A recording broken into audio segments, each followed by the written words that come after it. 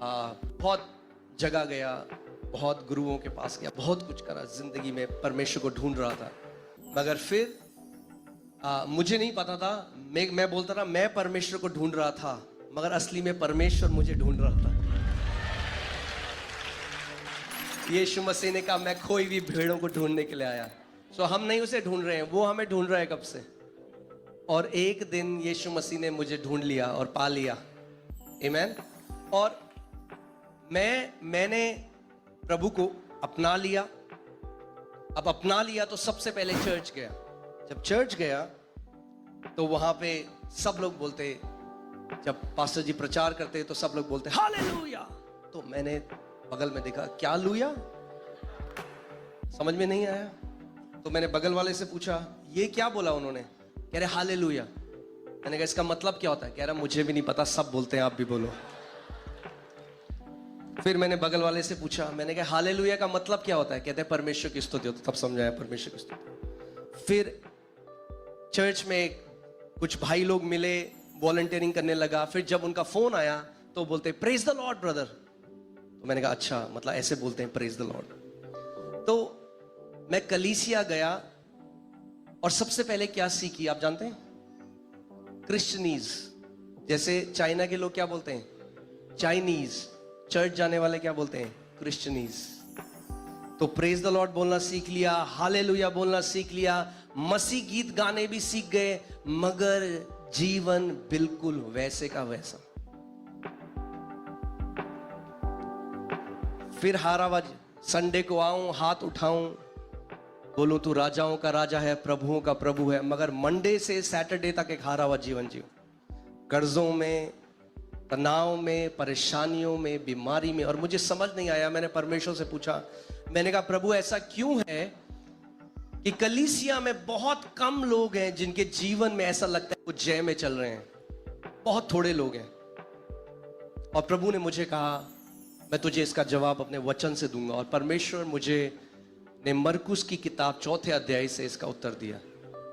मरकुस की 4 अध्याय में प्रभु यीशु मसीह ने एक दृष्टांत बताया, और दृष्टांत था एक बीज बोने वाले का। कौन सा दृष्टांत था, बीज बोने वाले का।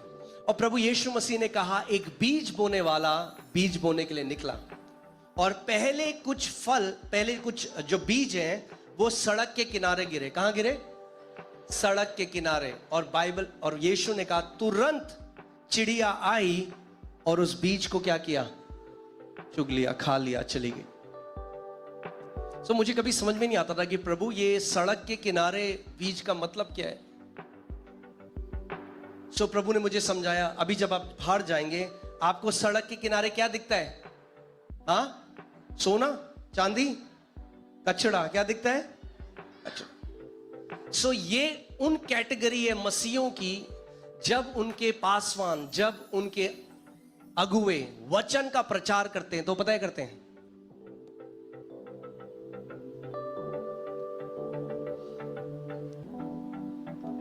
वो वचन को कचरे की तरह लेते हैं। वो इंतजार कर रहे हैं पास्टर बंद करे तो लास्ट में आए, पास्टर जी। गलत तो नहीं कह रहा। बहुत सारे मसीह लोग हैं वो वचन को आदर नहीं देते, और जब वो कलीसिया आते हैं तो वचन जो उनके हृदय में पड़ता है, जो कैसी भूमि को दर्शाता है, सड़क के किनारे। तो जब वचन का बीज उनके हृदय में पड़ा, जो ऐसा था जब उन्होंने आदर नहीं दिया वचन को, तो बाइबल, प्रभु यीशु मसीह ने कहा कि उसका अनुवाद यह है कि जब, क्योंकि उन्होंने ध्यान नहीं दिया तो उन्हें वचन समझ में नहीं आया।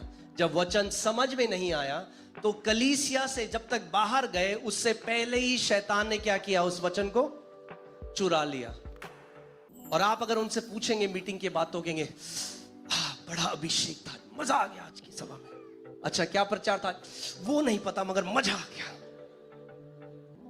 तो हर संडे वो ऐसा मजा तो लेते हैं मगर जीवन बदलता नहीं है। सारे गाने आते हैं, मसीह गाने आते हैं, हालेलुया, प्रेज द लॉर्ड बोलते हैं, सारे गीत गाते हैं, चर्च में वॉलंटियरिंग भी करते हैं, कई बारी मैं भी करता था। आप मेरे हृदय को समझ में, किसी पे दोष लगाने के लिए नहीं कह रहा हूं, मैं आपसे सच बताने के लिए आया हूं कि ताकि आपका जीवन फलों से लदा हुआ हो। चाहते हैं आप आपका जीवन फलों से लदा हुआ हो? आमेन। कि लोग जब आपको देखें तो बोले वाह, ये व्यक्ति जीवित परमेश्वर को मानने वाला है। आमेन। आज मेरा कई सारे लोग मेरे खानदान में आज प्रभु में आ गए क्योंकि उन्होंने मेरे जीवन में परमेश्वर के काम को देखा। लोग आपके जीवन में उसके महान कामों को देखेंगे क्योंकि उसका वचन कहता है आप मसीह की जीवित पत्रियां हो। बाहर के लोग बाइबल नहीं पढ़ेंगे मगर आपको पढ़ते हैं रोज। आमेन। जब आपको देखेंगे, जब आपके द्वारा देखेंगे परमेश्वर कितने महान काम कर रहा है, तो वो आपके पास आएंगे और कहेंगे मुझे भी तेरे यीशु चाहिए। आमेन। सो प्रभु ने मुझे बताया कि बहुत सारे लोग जो हैं वो ध्यान धरकर नहीं सुनते और वो एक बात नहीं जानते कि विश्वास सुनने से आता है।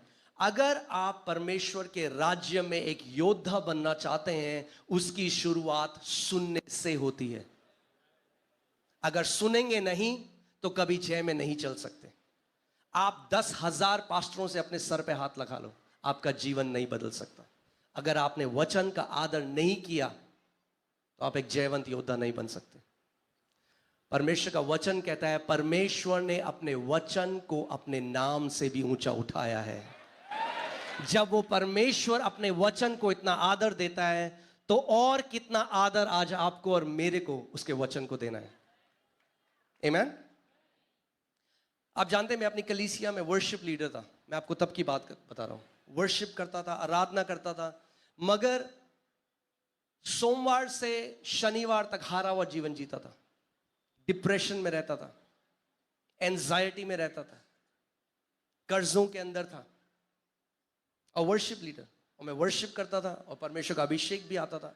देखिए, गिफ्ट जो आपके ऊपर है वो दूसरों के लिए, आपके लिए नहीं है। आप गिफ्ट अपने ऊपर इस्तेमाल नहीं कर सकते। आप समझ रहे हैं मैं क्या कह रहा हूं? अपने ऊपर एक ही चीज काम करेगी, वो है विश्वास। अपनी चंगाई आप कैसे ले सकते हैं? विश्वास से। अपना छुटकारा आप कैसे ले सकते हैं? विश्वास से। हर एक पहाड़ को आप कैसे हटा सकते हैं? विश्वास से। अगर आप इब्रानी 11 अध्याय पढ़ें, 20 बार परमेश्वर का वचन कहता है विश्वास से हनोक ने, विश्वास से मूसा ने, विश्वास से अब्राहम ने, सारा ने, विश्वास से। अगर उन्होंने विश्वास से किया तो आज आपको और मेरे को भी विश्वास से ही करना है, क्योंकि परमेश्वर का वचन कहता है इब्रानी 11:6 में, बिना विश्वास के परमेश्वर को प्रसन्न करना कैसा है? अनहोना है। कई बार हम मसीह लोग इस बात को नहीं समझते। कई मसीह हैं जो सालों से उपवास रखते हैं। आप जानते हैं बाइबल में कहीं नहीं लिखा उपवास से परमेश्वर प्रसन्न होता है। उपवास बहुत जरूरी है, मैं ये नहीं कह रहा उपवास नहीं रखना है, मगर परमेश्वर, आप उपवास रख सकते हैं एक रीति रिवाज की तरह, उसके पीछे जो प्रकाशन है उसको ना जाने हुए। उपवास भूख हड़ताल नहीं है। उपवास हंगर स्ट्राइक नहीं है कि परमेश्वर दे वरना मैं हंगर स्ट्राइक में जाता हूं, जब तक नहीं देगा मैं खाना नहीं खाऊंगा। नहीं, हमें समझना है। विश्वास से इब्राहिम ने, विश्वास से नोआ ने, विश्वास से मूसा ने। जब परमेश्वर मुझे इस बात को समझाने लगे तो मैं एक चीज सीख गया